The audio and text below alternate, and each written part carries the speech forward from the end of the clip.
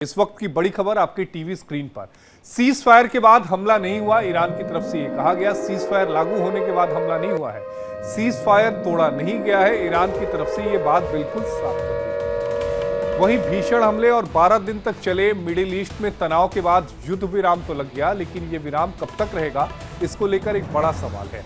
ऐसे में ईरान ने देर रात अमेरिकी बेस को निशाना बनाया और अमेरिकी हमले को इसे बदला बताया। इस हमले के वास्ते माना जा रहा है कि हालात और ज्यादा गंभीर हो सकते थे और विश्व युद्ध की तरफ जंग बढ़ सकती थी। इसके बाद ईरान ने बैलिस्टिक मिसाइल से तेल अवीव में भी तबाही मचाई। तेल अवीव में कई जगहों पर मिसाइलों ने नुकसान पहुंचाया, जिसमें 8 लोगों की मौत हो गई। लेकिन ईरान का दावा है कि ये मिसाइल अटैक उसने युद्ध विराम के ऐलान से पहले किया था। साथ ही ईरान ने इजरायल और अमेरिका को चेतावनी भी दी थी कि अगर युद्ध विराम का उल्लंघन किया गया तो इसका जवाब ईरान भयंकर तरीके से देगा।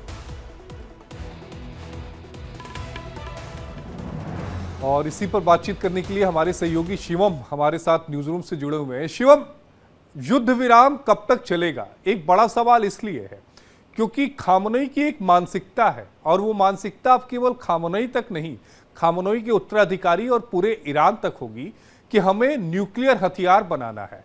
अब वो बात बड़े चौड़े से कहेंगे कि हमें तो बनाना है, हम बनाएंगे। इस युद्ध विराम के बाद एज पे तो वो है, इससे इनकार नहीं किया जा सकता और मानसिकता भी नहीं बदलेगी, इस बात से भी इनकार नहीं किया जा सकता।